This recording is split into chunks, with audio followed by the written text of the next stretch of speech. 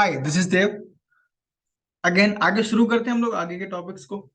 और ये होने वाला है इस वीडियो में हम लोग बात करेंगे परमाणु संरचना, डाल्टन का परमाणु सिद्धांत, परमाणु एवं उनके अभिलक्षण। आपके सिलेबस में जो टॉपिक मेंशन है वो डाल्टन का परमाणु सिद्धांत, अणु परमाणु एवं उनके अभिलक्षण। ठीक है, तो शुरुआत करते हैं हम लोग डाल्टन के परमाणु सिद्धांत के अनुसार। तो अभी एक नॉर्मल सा टॉपिक है। हालांकि इतने ज्यादा क्वेश्चन यहाँ से नहीं पूछे जाते, मोस्टली जो क्वेश्चन आता है वो ऑर्गेनिक केमिस्ट्री का आता है। फिर भी क्योंकि हमारे सिलेबस में दिया गया है तो हम इसको डिस्कस कर लेते हैं। तो डाल्टन क्या कहते थे?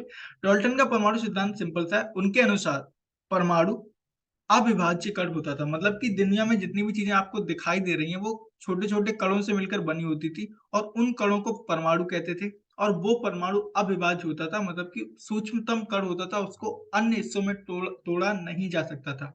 जो कि बिल्कुल ही कुछ दिनों बाद गलत साबित हुई और हमारे पास इलेक्ट्रॉन प्रोटॉन न्यूट्रॉन निकल के आए। इसके अनुसार डाल्टन का परमाणु सिद्धांत खंडित हो गया, मतलब कि गलत साबित हो गया। सिद्धांत की मुख्य बिंदु की बात करें तो सबसे पहले डाल्टन के अनुसार प्रत्येक तत्व अति सूक्ष्म अविभाज्य कणों से मिलकर बना होता था, जिन्हें परमाणु कहते थे। ठीक है, ये बात हम लोग डिस्कस कर चुके हैं। और क्योंकि वो कहते थे कि अविभाज्य कण है और ये बात गलत साबित हो गई, तो ये पॉइंट वैलिड नहीं रहा। इसके अनुसार ये पॉइंट गलत था। एक ही तत्व के सभी परमाणु आकार तथा गुणों में समान होते हैं। डाल्टन का मानना था कि अगर एक तत्व के परमाणु हैं तो वो सभी तरह से गुणों एवं आकार में भी समान होंगे, और अलग अलग तत्वों के परमाणु भिन्न भिन्न होते हैं। ये बात भी गलत साबित हो गई, देखेंगे कैसे। भिन्न भिन्न तत्वों के परमाणु गुणों में भी भिन्न भिन्न होते हैं। इनके अनुसार अगर अलग अलग तत्वों के परमाणु हैं तो उनके गुण भिन्न भिन्न होंगे। ये बात भी गलत प्रूफ हुई। परमाणु अविनाशी होता है तथा रासायनिक अभिक्रियाओं में ना तो परमाणु उत्पन्न होते हैं और ना ही नष्ट होते हैं। ये बात पार्शियली थोड़ी बहुत सही है, पूर्ण रूप से सही नहीं है, क्योंकि E = mc² नहीं आया था उस टाइम तक। ठीक है, तत्वों के परमाणु आपस में संयोग करके संयुक्त परमाणु बनाते हैं, जिन्हें हम अणु कहते हैं। तो ये अणु की संकल्पना इनके परमाणु के सिद्धांत में थी। आगे बात करेंगे इसकी कमियां, इनकी सीमाएं कहां तक थी। तो जैसे ही इलेक्ट्रॉन प्रोटॉन न्यूट्रॉन की खोज हुई, इनका इनका सिद्धांत, मतलब कि डाल्टन का परमाणु सिद्धांत गलत साबित हो गया। समस्थानिकों की खोज ने ये प्रूव कर दिया कि तत्व के परमाणु द्रव्यमान भिन्न भिन्न हो सकते हैं। फॉर एग्जाम्पल के लिए हाइड्रोजन का एग्जाम्पल लेते हैं। हाइड्रोजन का हमको पता है 3 समस्थानिक होते हैं, 1h1, 1h2, 1h3, जिनको हम प्रोटियम, ड्यूटेरियम और ट्राइटियम बोलते हैं। इसको ड्यूटेरियम को डी से प्रकट करते हैं। कभी कभी इससे जो यौगिक बनता है D2O, इसको भारी जल कहते हैं। D2O भारी जल, H2 हमारा नॉर्मल पानी होता है, और D2O भारी जल बोलता है। ये याद रखने वाली बात है। किससे बनता है? ड्यूटेरियम से। ठीक है, समभारिक की खोज, जैसे ही समभारिक की खोज हुई वहां से ये प्रूफ हो गया कि भिन्न भिन्न तत्वों के परमाणु द्रव्यमान समान हो सकते हैं। फॉर एग्जाम्पल के लिए पोटेशियम और कैल्शियम, हमको पता है पोटेशियम परमाणु क्रमांक 19, परमाणु भार 40, 20 और 40। तो ये बात प्रूफ हो गई कि अलग अलग तत्वों के परमाणु भार समान हो सकते हैं। नाभिक रसायन के पश्चात एक परमाणु दूसरे परमाणु में परिवर्तन संभव हो गया। टर्टल मानते थे कि बदला बदला नहीं जा सकता, लेकिन अभी तो हमको पता है जैसे रेडियो एक्टिव तत्व होते हैं वो एक परमाणु से दूसरे परमाणु में बदलते रहते हैं। आगे ठीक है, इसके बाद छठा पॉइंट है। ये बात, छठा पॉइंट भी इनके सिद्धांत के अनुसार गलत साबित हुआ। आगे चलते हैं अणु की तरफ से। बहुत बेसिक सी डेफिनेशन है जो आपको शायद पता ही होगी। अणु की डेफिनेशन हमको पता है, क्लास 8 से पढ़ते हैं। अच्छा, फिर भी नहीं, फिर भी समझ लेते हैं। अणु का मतलब क्या है? किसी भी पदार्थ का छोटा से छोटा कण जो स्वतंत्र अवस्था में रह सकता है लेकिन रासायनिक अभिक्रिया में भाग नहीं ले सकता है। अगर एक पदार्थ के अणु लिए जाएं तो आपस में वो आकार प्रकृति में समान होंगे, गुणों में भी समान होंगे, और हर एक अणु या तो एक प्रकार के परमाणु से मिलकर बना हो सकता है या एक से ज्यादा प्रकार के परमाणु से मिलकर बना हो सकता है। फॉर एग्जाम्पल के लिए अगर हम हाइड्रोजन गैस का उदाहरण लें तो H2, हमको पता है इसमें 2 हाइड्रोजन के परमाणु होंगे। दूसरी तरफ अगर हम ले H2O, तो ये भी एक अणु है, और यहाँ पर क्या है? 2H और एक ऑक्सीजन, 2 हाइड्रोजन के परमाणु प्लस एक ऑक्सीजन का परमाणु मिलके H2O को बनाया है। ऐसे ही NaCl की बात करें तो हमको पता है नमक है, नमक बोलते हैं, सोडियम क्लोराइड बोलते हैं इसको। इसमें एक सोडियम का परमाणु और एक क्लोरीन का परमाणु। तो क्या क्या बात निष्कर्ष निकली कि अणु एक प्रकार के परमाणु से भी मिलकर बन सकते हैं, और अलग अलग प्रकार के परमाणुओं से मिलकर भी बन सकते हैं। कुछ और गुणों के बारे में बात करते हैं। सबसे पहले बात आती है अणु भार की। तो देखिए, अणु भार का मतलब होता है किसी भी अणु का भार उसमें उपस्थित परमाणुओं के भार के कुल योग के बराबर होता है। इस बात का मतलब क्या हुआ? फॉर एग्जाम्पल के लिए हम लेते हैं उदाहरण कैल्शियम कार्बोनेट का। आपको पता होगा CaCO3, और इसको चूना पत्थर भी कहते हैं। तो इसमें कौन कौन से परमाणु हैं? Ca मतलब कि कैल्शियम, C मतलब कि कार्बन, और O3 मतलब कि ऑक्सीजन। तो अगर CaCO3 का अणु भार हमको निकालना हो तो हम क्या करेंगे? इन सब के परमाणु भार को जोड़ देंगे। फॉर एग्जाम्पल के लिए कैल्शियम का 40, सी मतलब कि कार्बन का 12, ऑक्सीजन मतलब कि 3 ऑक्सीजन है तो 3 गुणा और 1 ऑक्सीजन का 16। तो इसका मतलब ये हुआ 40 प्लस 12 प्लस 48, इसका मतलब 100। तो कैल्शियम कार्बोनेट चूना पत्थर का परमाणु भार कितना होता है? 100। एक और एग्जांपल ले सकते हैं NaCl। आपको पता हो Na मतलब कि सोडियम, और सोडियम का परमाणु भार 23 प्लस क्लोरीन का मतलब 35.5। इसको जोड़ देंगे तो 58.5। तो किसी भी अणु का अणु भार उसमें उपस्थित परमाणुओं के कुल परमाणु भार के योग के बराबर होता है। रासायनिक बंध की बात करें तो हमें पता है अणु 3 प्रकार के रासायनिक बंधों से मिलकर बने होते हैं। वो कौन कौन से होते हैं? पहला विद्युत संयोजी या फिर आयनिक बंध बोलते हैं इनको, आयनिक बंध, आयनिक। दूसरा सहसंयोजी, और तीसरा होता है उप सहसंयोजी बंध। उप सहसंयोजी, इनको हम डिस्कस करेंगे जब हम बंध के बारे में पढ़ेंगे ऑर्गेनिक केमिस्ट्री में। फिलहाल आयनिक बंध का उदाहरण लेते हैं। तो हमको पता है NaCl भी आयनिक बंध से मिलकर बना है, CaCO3 ये भी आयनिक बंध से मिलकर बना है। इसके अलावा बहुत सारे यौगिक हो सकते, बहुत सारे यौगिक होते हैं, उनके अणु आयनिक बंध से मिलकर बने होते हैं। सहसंयोजी की बात करें तो ऑक्सीजन, हाइड्रोजन, ऑक्सीजन, मैथेन, ये सब किसके हैं? सहसंयोजी बंध के उदाहरण हैं। उपसहसंयोजी बंध की बात करें तो जितने भी उपसहसंयोजी बंध के यौगिक है ना, वो मोस्टली डी ब्लॉक वाले तत्व बनाते हैं। डी ब्लॉक वाले तत्व कौन से होते हैं? इस तरह से देखें तो हमें प्रोडक्ट टेबल कुछ इस तरह से दिखती है। यहाँ पर 2 ब्लॉक, ये वाले ब्लॉक और ये वाले तत्व।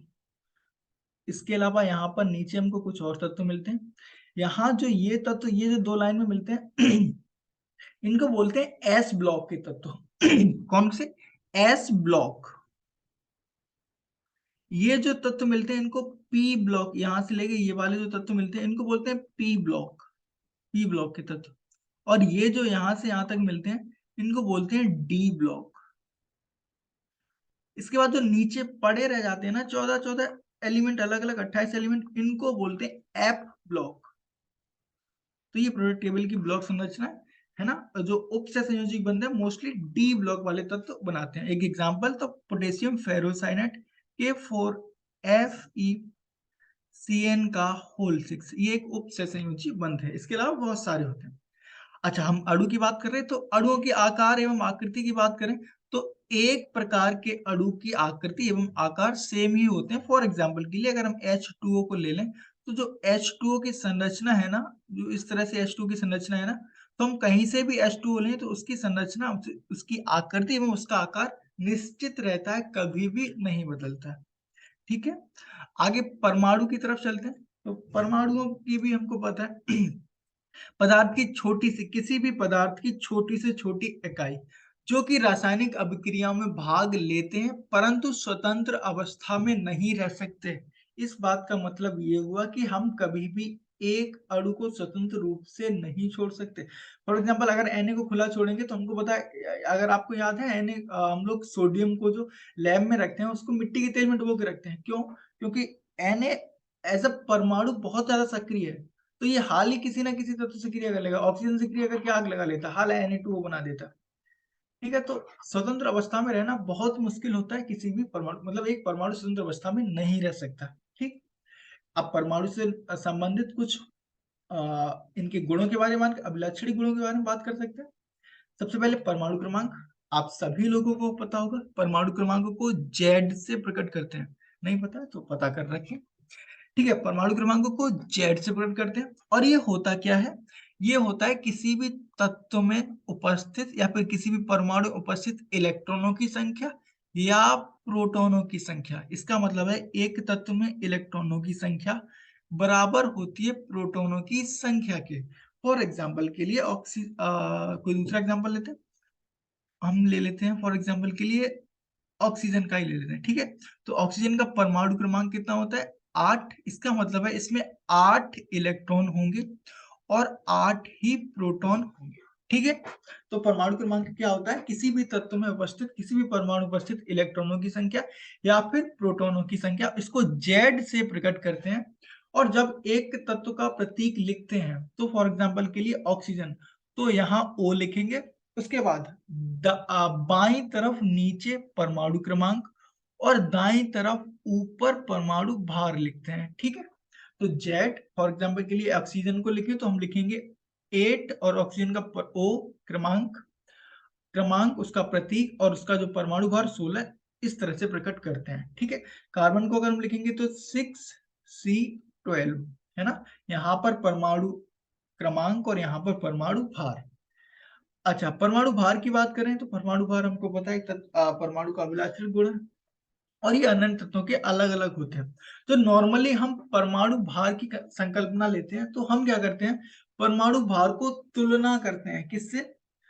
इसकी 3 डेफिनेशन है, एक में हम हाइड्रोजन को मानक मानते हैं, दूसरे में कार्बन को मानक मानते हैं और तीसरे में ऑक्सीजन को मानक मानते हैं, ठीक है। तो परमाणु भार, हाइड्रोजन का परमाणु भार कितना होता है आपको पता है? 1, कार्बन का 12, ऑक्सीजन का 16।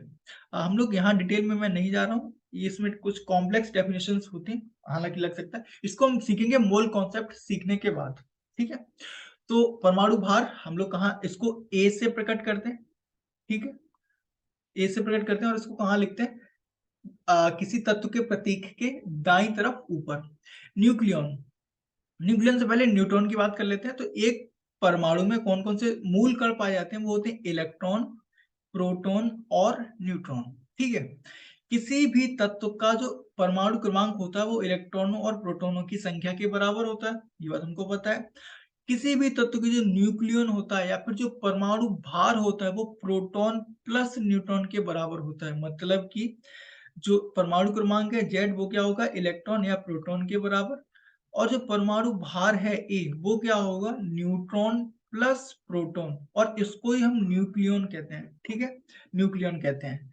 परमाणु त्रिज्या की बात करें तो परमाणु त्रिज्या किसी भी परमाणु, फॉर एग्जाम्पल के लिए ये बीच में एक कोई भी परमाणु है, यहाँ पर नाभिक होने वाला है पर इसके चारों तरफ इलेक्ट्रॉन चक्कर लगा रहे हैं। तो परमाणु त्रिज्या का मतलब क्या है? नाभिक के केंद्र से लेके दूरतम स्थित कक्ष के बीच की दूरी को परमाणु त्रिज्या कहते हैं, ठीक, परमाणु त्रिज्या कहते हैं। सिंपल सा फंडा, नाभिक के केंद्र से लेकर दूरतम जो सबसे दूर कक्ष है ना उसके बीच की दूरी को हम परमाणु त्रिज्या कहते हैं। विद्युत ऋणात्मकता की बात करें तो विद्युत ऋणात्मकता किसी भी तत्व को किसी भी तत्व द्वारा या फिर किसी भी परमाणु द्वारा इलेक्ट्रॉन को अपने तरफ आकर्षित करने की क्षमता को विद्युत ऋणात्मकता कहते हैं, ठीक है। और ये प्रोडक्ट आवर्त सारणी में किस तरह से बढ़ती है? जब हम आवर्त सारणी फिर से मैं ड्रॉ करता हूं, इसको भी हम डिटेल में तब समझेंगे जब आवर्त सारणी की बात कर रहे होंगे। ये एस ब्लॉक, ये डी ब्लॉक, ये P block, S D P और नीचे एफ ब्लॉक। तो विद्युत ऋणात्मकता की बात करें, जब हम आवर्त सारणी में बाएं से दाएं की तरफ चलते हैं, क्या बाएं से दाएं की तरफ चलते हैं तो विद्युत ऋणात्मकता बढ़ती है, और जब हम ऊपर से नीचे की तरफ चलते हैं तो विद्युत ऋणात्मकता कम होती है, ठीक है। बंधन ऊर्जा की बात करें तो एक इलेक्ट्रॉन जब किसी परमाणु में आके फिट हो जाता है, मतलब कि फॉर एग्जाम्पल के लिए क्लोरीन, क्लोरीन के परमाणु क्रमांक 17 और बाह्यतम कोश में 7 इलेक्ट्रॉन। जब भी क्लोरीन एक इलेक्ट्रॉन के अपने अंदर एब्जॉर्ब करेगा तो कुछ ना कुछ एनर्जी रिलीज करता है, और इस एनर्जी को हम कहते हैं बंधन ऊर्जा। मतलब कि एक बंध बनाने में जो ऊर्जा क्लोरीन द्वारा रिलीज की गई, जो छोड़ी गई, उसको कहते हैं बंधन ऊर्जा। आयनन ऊर्जा का मतलब क्या होता है? फॉर एग्जाम्पल के लिए हम लेते हैं सोडियम को, तो हमको पता है सोडियम का परमाणु क्रमांक 11, और इसका जब परमाणु विन्यास करेंगे तो 2 8 1, इसका मतलब पहले कोष में 2 इलेक्ट्रॉन, उसके बाद 8 इलेक्ट्रॉन और उसके अगले कोष में 1 इलेक्ट्रॉन, है ना। अब ये एक इलेक्ट्रॉन अकेला रह गया, और हमको पता है कि हर एक परमाणु की टेंडेंसी ये होती है, वो चाहता ये है कि उसके बाध्यम कोश में 8 इलेक्ट्रॉन हो जाए हीलियम को छोड़ के, हाइड्रोजन और हीलियम को छोड़ के। तो या तो एक मतलब उसके बाध्यम कोश में 8 इलेक्ट्रॉन हो जाए। तो अभी इस सोडियम को 7 तो मिलने वाले नहीं है, अब ऐसा तो हो नहीं सकता, इसके पास इतनी क्षमता तो है नहीं, ये 7 इलेक्ट्रॉन को खींच ले। तो ये क्या करेगा, अपना जो एक इलेक्ट्रॉन है ना, इसको छोड़ देता है, इसको त्याग देता है, या फिर कोई दूसरा जैसे क्लोरीन पास में आ गया तो ये क्या करेगा, इसके इलेक्ट्रॉन को छीन लेगा, है ना। तो आयनन ऊर्जा का मतलब होता है किसी भी तत्व या फिर किसी परमाणु से एक इलेक्ट्रॉन को निकालने में जितनी ऊर्जा की आवश्यकता पड़ती है उसको आयनन ऊर्जा कहते हैं, ठीक है। और आयनन ऊर्जा से संबंधित एक मजेदार बात यह है कि देखो, सोडियम का एग्जांपल लेते हैं। फॉर एग्जांपल के लिए सोडियम के 3 कोष होंगे ना, पहले कोष में 1 इलेक्ट्रॉन। अब ये बेचारा अकेला ही है, तो इसको अकेले निकालने में बहुत कम एनर्जी की जरूरत पड़ेगी, लेकिन अभी अंदर चलेंगे ना, तो ये कोष तो खत्म हो गया, एक इलेक्ट्रॉन निकल गया, मतलब कि Na+ बना। इसका मतलब ये होता है कोई तत्व है, और प्लस का मतलब है कितने इलेक्ट्रॉन उसमें से निकाले गए। तो इसका मतलब ये हुआ कि अभी सोडियम में से एक इलेक्ट्रॉन निकल चुका है, तो Na+ बन गया, ठीक है। अब Na+ में से जब हम एक इलेक्ट्रॉन और निकालेंगे, तब देखो क्या होगा, बाह्यतम कोष सबसे अंदर वाले कोष में 2 इलेक्ट्रॉन, इसके बाहर वाले कोष में 8 इलेक्ट्रॉन। अब ये 8 इलेक्ट्रॉन है तो ये स्थायी है ना। तो अगर स्थायी है तो यहां से इलेक्ट्रॉन निकालने के लिए बहुत ज्यादा ऊर्जा की जरूरत पड़ती है। तो आयनन ऊर्जा या फिर आयनन विभव अलग अलग परिस्थितियों में अलग अलग हो सकते हैं, ठीक है। तो ये ऑल अबाउट परमाणु के अभिलाक्षणों के बारे में था। उम्मीद करते हैं आपको वीडियो समझ में आया होगा, पसंद आया होगा। लाइक सब्सक्राइब आप कर ही लेंगे। मिलते हैं अगले वीडियो में, तब तक के लिए बेस्ट ऑफ लक।